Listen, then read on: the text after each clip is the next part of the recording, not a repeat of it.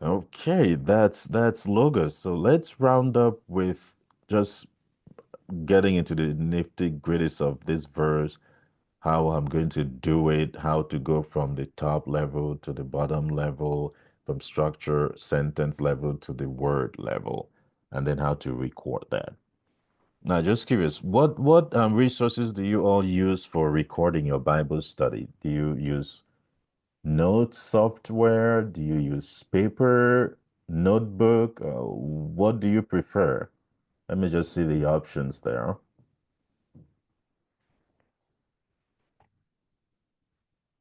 One thing about Bible study, like what we're doing here, you would just have to record. It's everything you do. Please don't just use Microsoft Word with the things all over the place and you can't get it re together as a whole. It might not serve you much. So recording is a very, very important aspect. Simple but very powerful. Whether it's going to be your notebook, something you just have, if you prefer to do with paper and pen, or it's going to be maybe you have Microsoft Word, you're going to know how to divide it so you have everything in place. Whatever it is, that's going to be absolutely critical.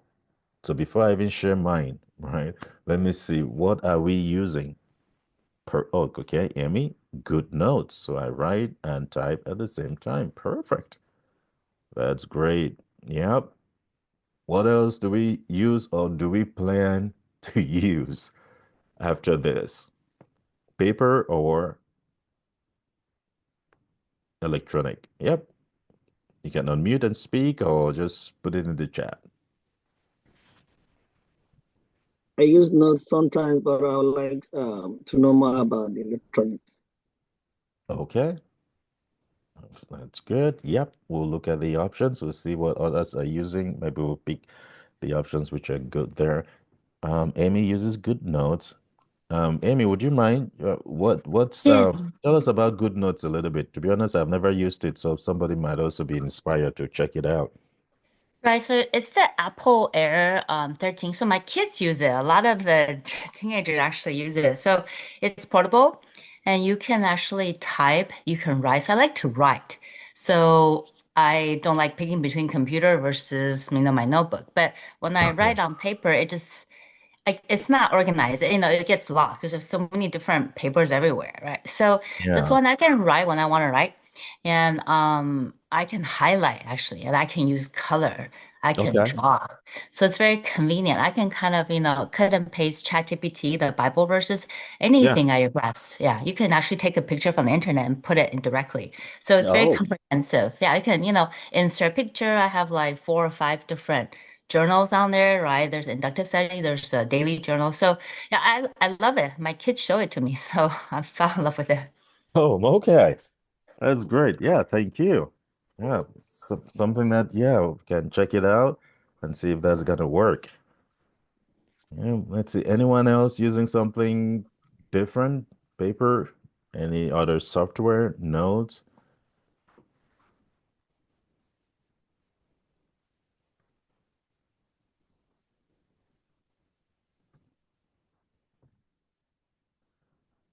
Okay, let's see. All right. I think the last time we had this course, I was using Scrivener.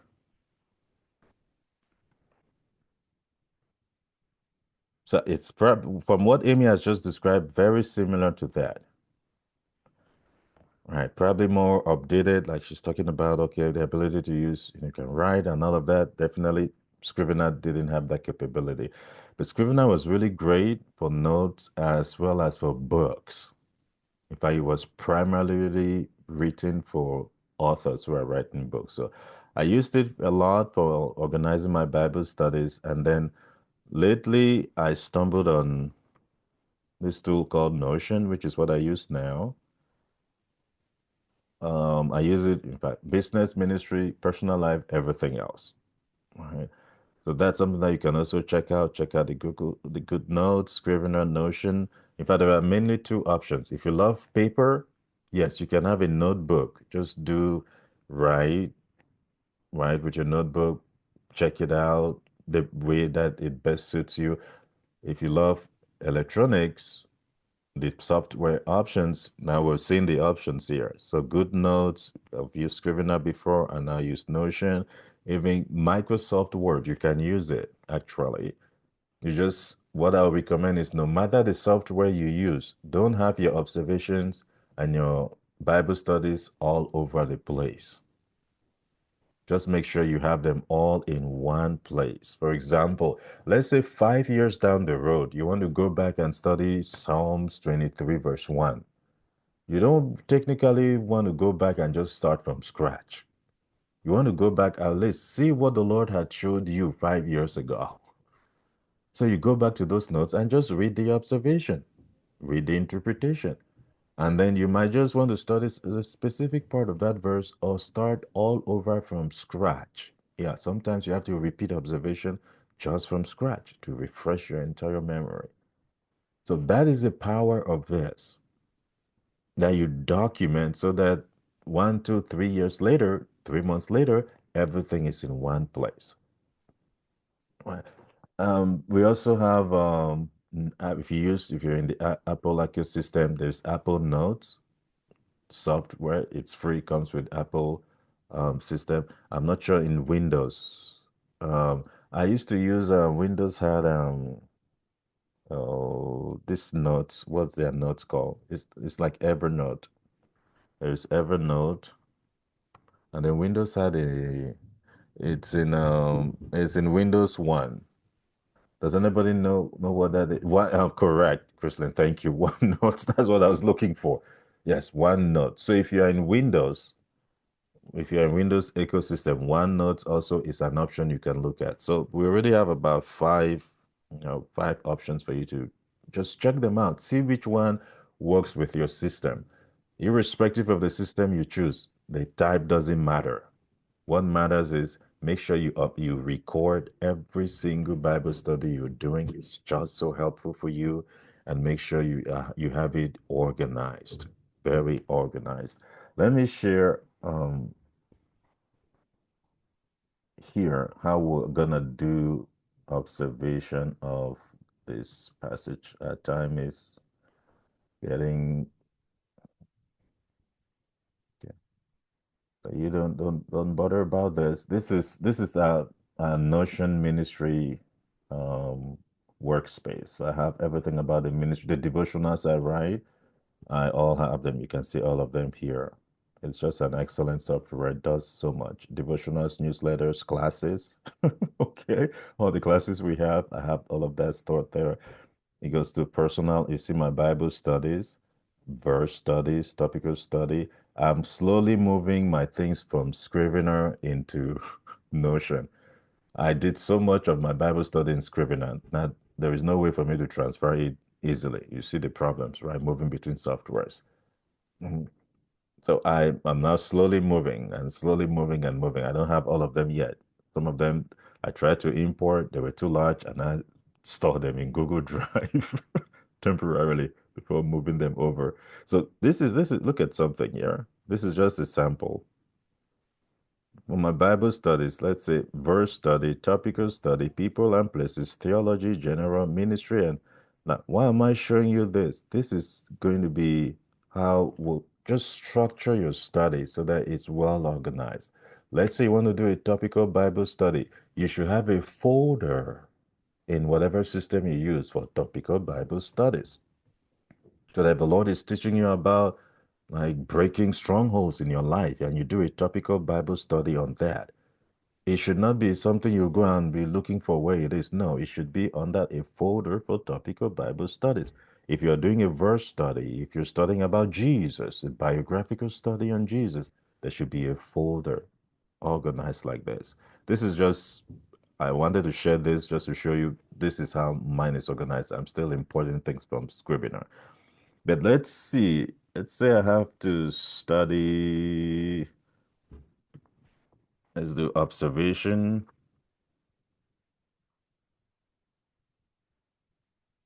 John 1, verse 1. Yes, I want to do that. I'll come and first of all, I'll get that. I do all my studies in the King James Version. It's just the version I've been trained from childhood. It's going to be hard for me to change a version now. I love the ESV, one of the best, really honestly, English translation. Not perfect, not in any means, but it's really good. But I never use it for Bible study, except when King James gets really tough, right? I consult ESV, consult NAT, consult Amplified Message, and then especially when I'm doing my devotional, if I meditate on something and the King James is really tough, the first place I go to is in English Standard Version, ESV, just to know exactly what's the better word in English. If it's not very clear, I go to usually like the Amplified Version, so that within 1 minute I can know exactly what that verse means, or the text, the specific text that is of concern to me. So that's my verse. This is how I'm going to start. So, and then I'm going to start with observation. And immersion, I can make that very easily. Do that like. So I want to observe this verse. So the first thing I want to do, I want to go through in a structured pattern. So I want to go from sentence to clause to phrase to words. Oh, let me put terms, sorry. This is the way I want to analyze it. And I know that when I'm doing observation, there are two things I'm very concerned about. Number one, the terms. Number two, the structure of the passage. And I'm very concerned about grammatical function of words and also modifiers that have to do with relationships.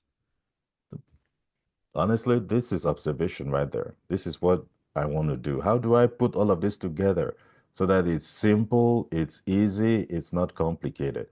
This is what I would do very easily. Right? I'll just can go here. First, I want to see this is a sentence by itself. Is this sentence, I'm looking at things from a general perspective. What are some of the general things I'd like to know about this sentence? Is it part of a main, what is it part of a bigger paragraph? Is this sentence explained related to some other sentence? Right? Because sentences don't just occur in isolation.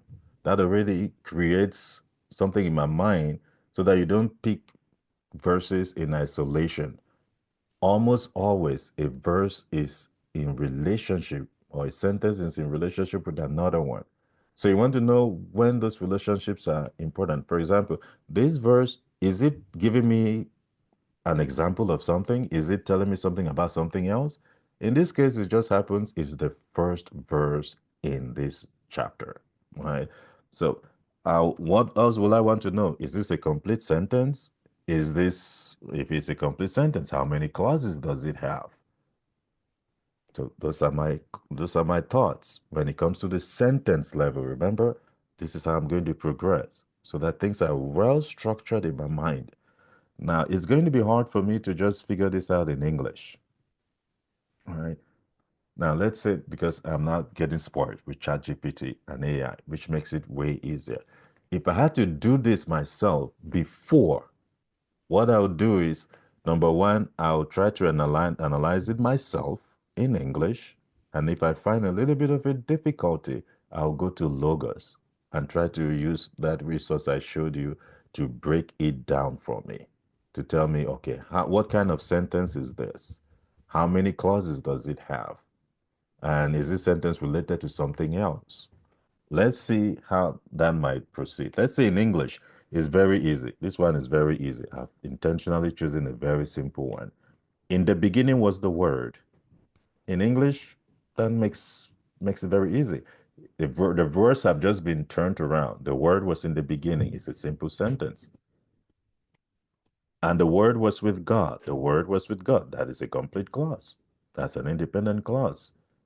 The word was God. That's another independent clause. So I have three independent clauses which form a single sentence, compound sentence. Very easy. This is a simple example. So when in my Bible study, I want to make sure I write only things which are critical. I don't want to make it very voluminous such that later on it might not be very helpful for me. I can just say compound sentence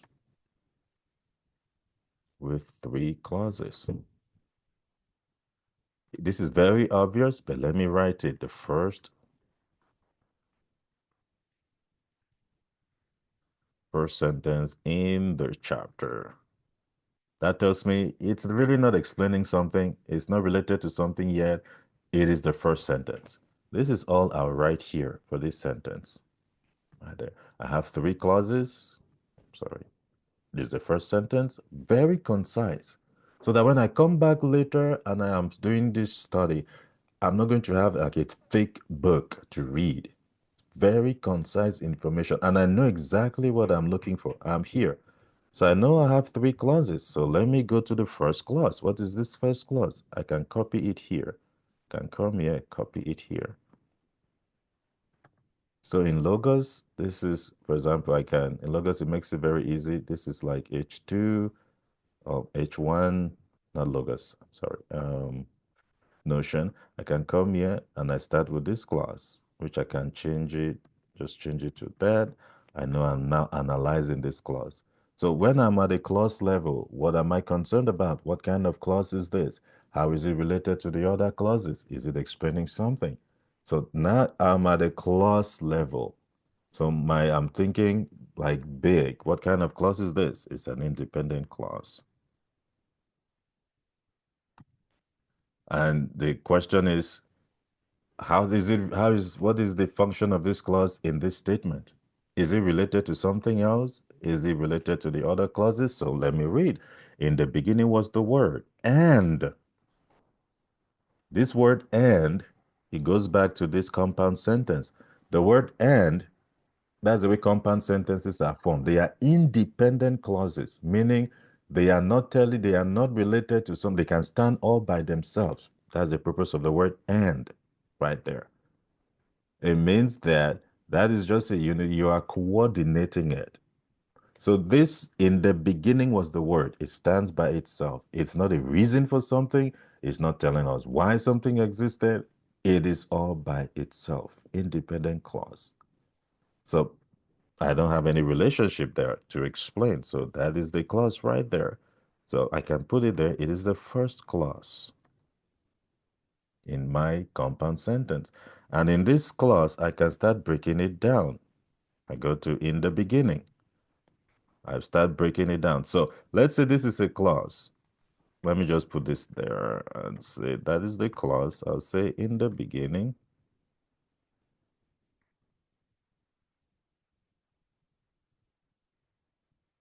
Let me just put it this way.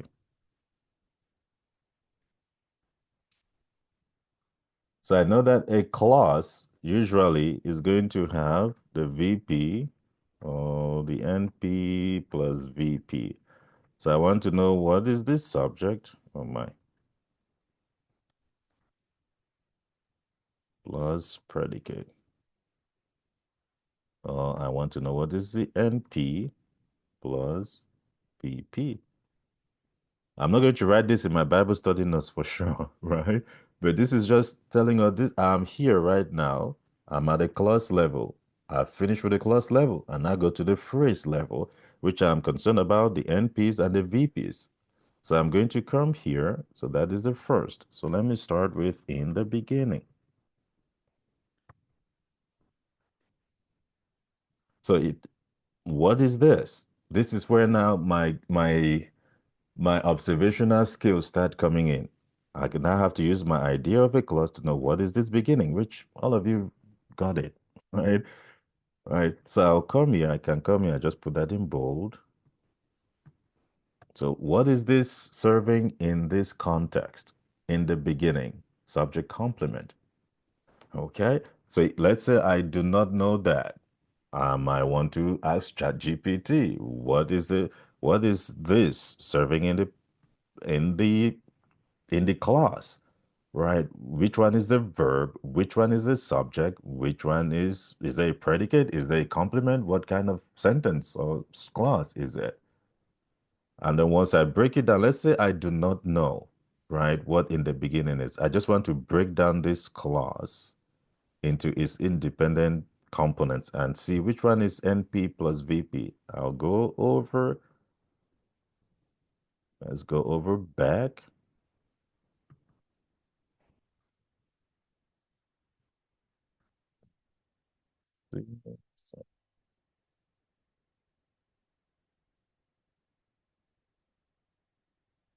Okay.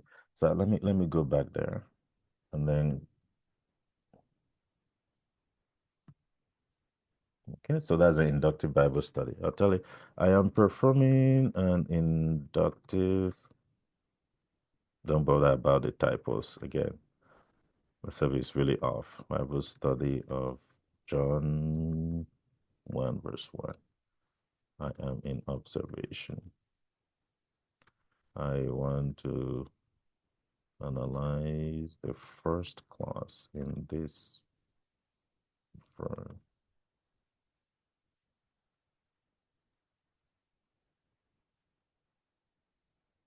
I just put something like this, independent into its components.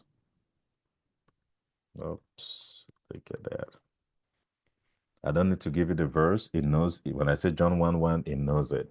So it says, in the observation step of inductive Bible study, breaking down the clause involves analyzing its syntax and structure. Clause identification. The first clause, in the beginning was the word. You see that he knows what the first clause is. I don't need to state that. Components of the clause, the subject, the word, the verb, was. It tells us that it is a linking verb. Perfect. How did he get that? From the rhetorical grammar. And the prepositional phrase in the beginning acts as an adverbial phrase indicating time. Perfect. I can come right here and just copy this and put it right there. When it comes to in the beginning was the word, this already tells me this is my analysis right there. Subject, that, and that. Very, very easy. So I'm just showing you if I was doing this and I get stuck, right? And I want to use GPT, this is how it's going to tell me. I come to this clause and it breaks it down here. It tells me the subject, tells me the verb, tells me the prepositional phrase, which in this case, this is just a linking verb, which you learn from English syntax. And then tells us this is the prepositional phrase that serves as an adverbial phrase. So I'm at the clause level. So and I can now move from clause to phrase and I start breaking them down. You see that this one already gives you the chunks. So I can start here and say the word. So this is serving as a subject. So the noun word is modified by there. Adds definiteness. This is the phrase. I can come to word that is a noun. I can say, first, I want to know, is that a routine versus non-routine word? Uh, Absolutely non-routine. And to be honest with you, sometimes I don't write the entire non-routine. Since I already know what I'm looking for, I can just write NR. If I'm doing my own notes, when I see NR, I know what it means, right? But choose whatever works for you.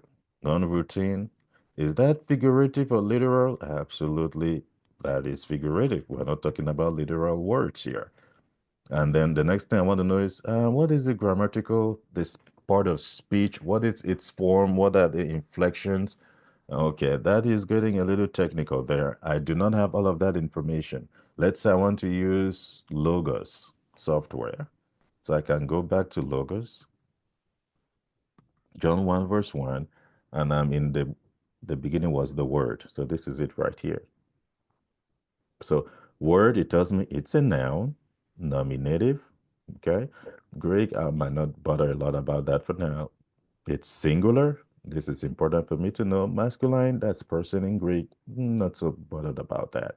In English, I want to know, okay, it's a noun, it's in the singular, and what is its function? Is the grammatical subject, and we already know that. So that is already structure. It's telling us function, and then it gives us relationship. So I come here. So this term word is non-routine, it's figurative, it's a noun, and it's singular. Do you see? That is very important. I cannot interpret this verse later in the sense of it being plural. For example, let somebody might say, okay, in this verse was talking about in the beginning was the words that God spoke. Okay. Just this single grammatical detail here that that word was used in the singular, not plural.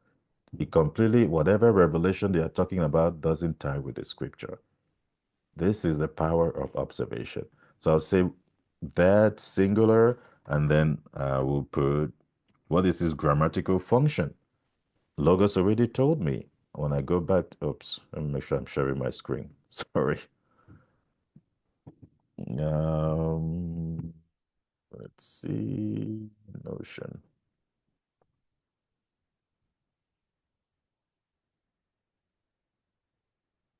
Yep. So, yeah, sorry, I thought this was being shared. So, yep, I'm here. So when I get to the word level, I put the words, and just like no, the Logos Bible Study does it, I try to just put everything together, the term and the structure together, because what we're doing is mainly grammatical analysis of structure, which is really, it makes it so easy. So rather than breaking it out, it might not serve us like putting each word, okay, we're doing non-routine versus non-routine and all of that. Just follow how you would interpret it naturally like this. For this word, I would say it's singular, it's the grammatical subject. So I want to know, are there any modifiers of this word? Absolutely. It is modified by there, which gives a definiteness. This is not interpretation. This is you making note of the structural analysis, the value of the structural analysis you're doing. So it's not just saying in the beginning was a word. That will mean that is very, very different from saying in the beginning was the word. So that word the THE, critical. This is what structure tells us. So within this little analysis here, I've done terms, I've done structure all in one. And look at how organized it is. And this will be my notes. So when we do another assignment, right? Or when we say after this course and 3 months later we do a catch up just to see how you're analyzing scripture. You said the Lord really spoke to me about Genesis 1:26 that I should go back and study it.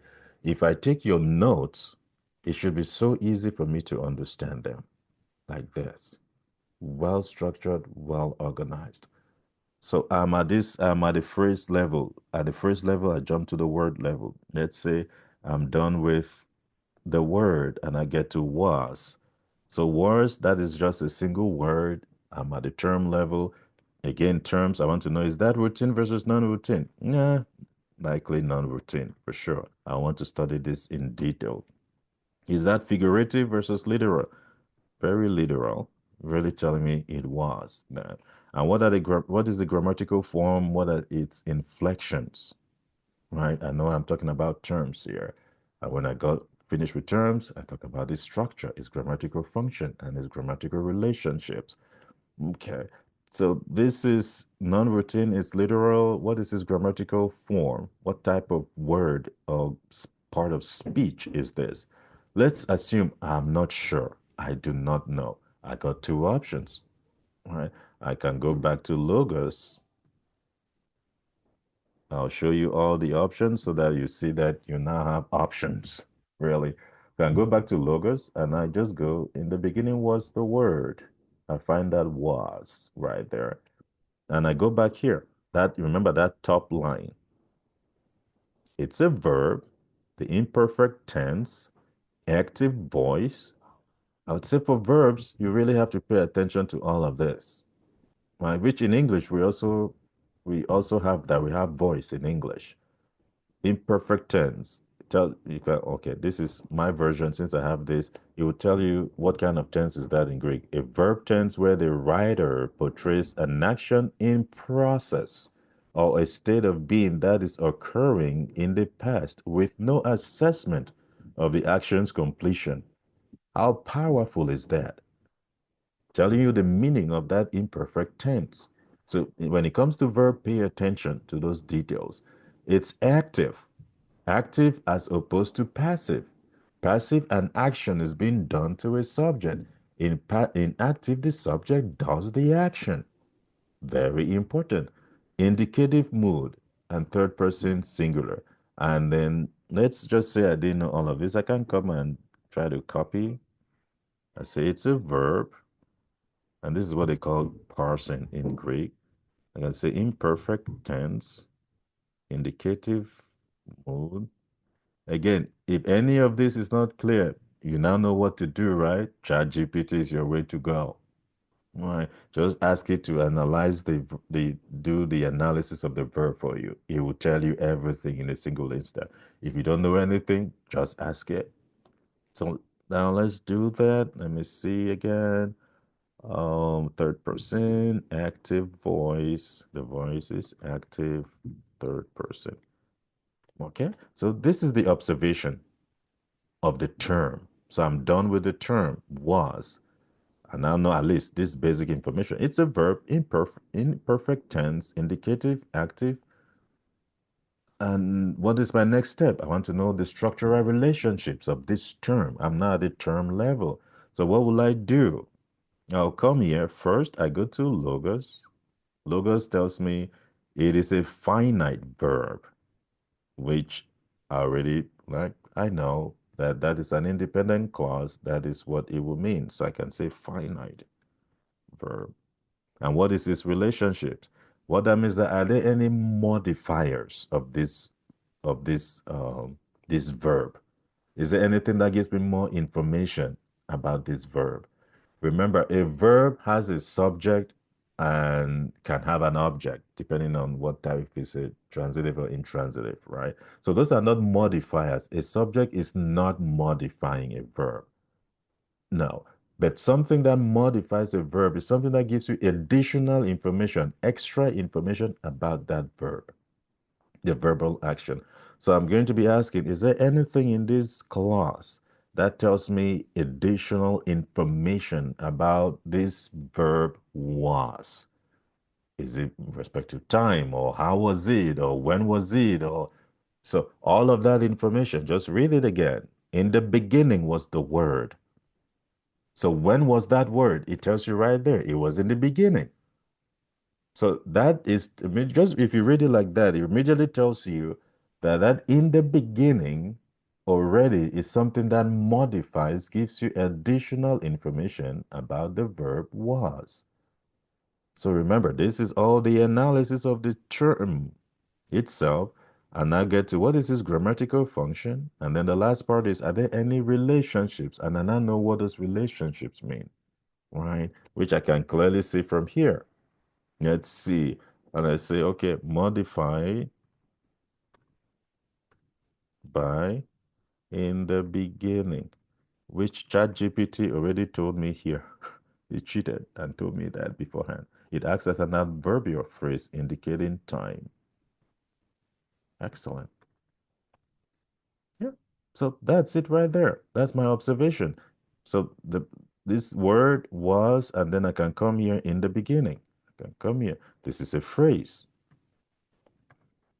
So I'm at the phrase level. What does this phrase really mean? This is it right here. It's a prepositional phrase. I'll write that. Prepositional phrase. And ChatGPT already told me it acts as an adverbial phrase.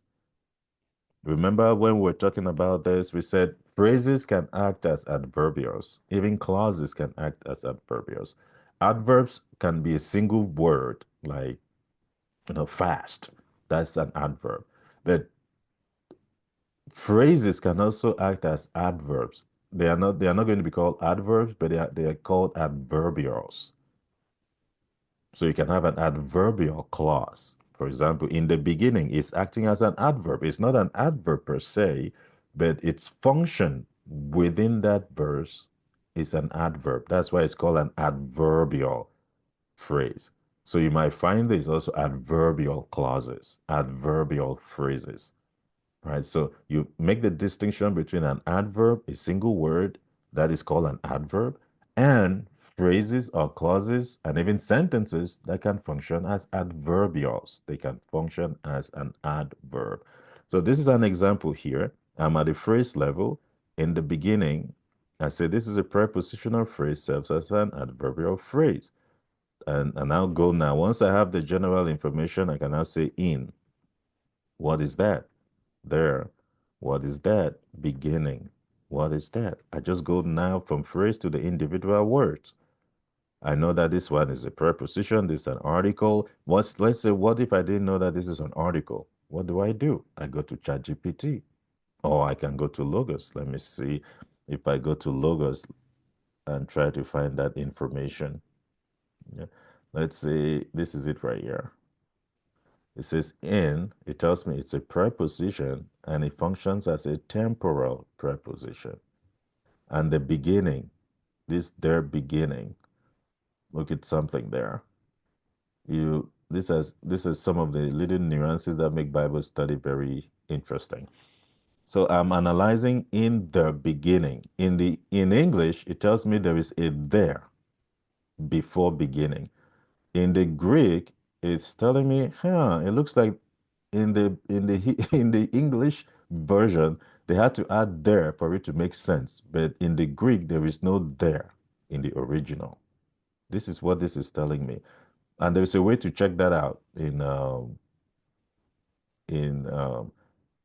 in Logos. Let's say that's a little complicated. Let me go to ChatGPT and see if ChatGPT will pick it up. Okay. In the first, in the adverbial,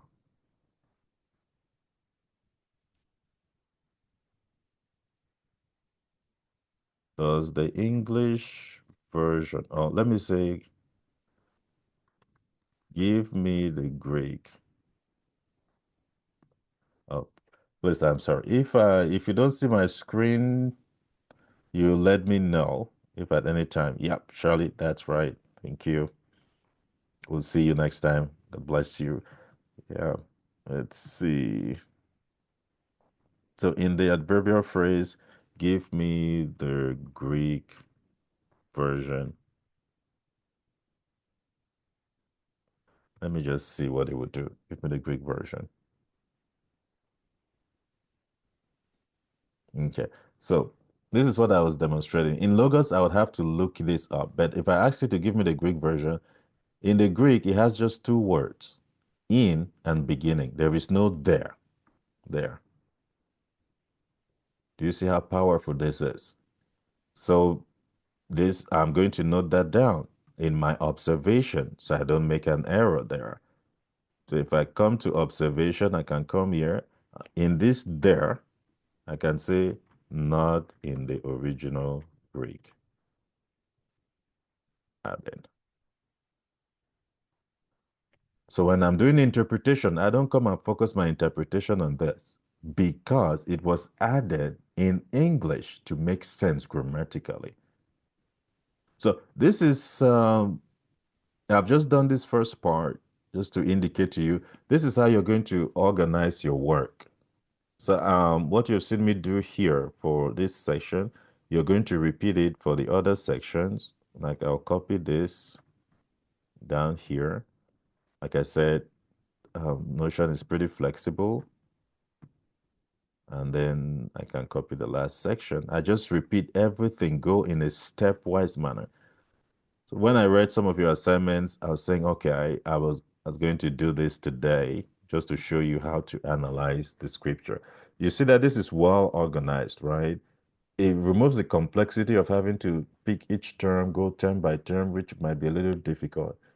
It shows you how you're going to analyze the scripture, going from sentence to clause to phrase to word, why doing terms and structure together.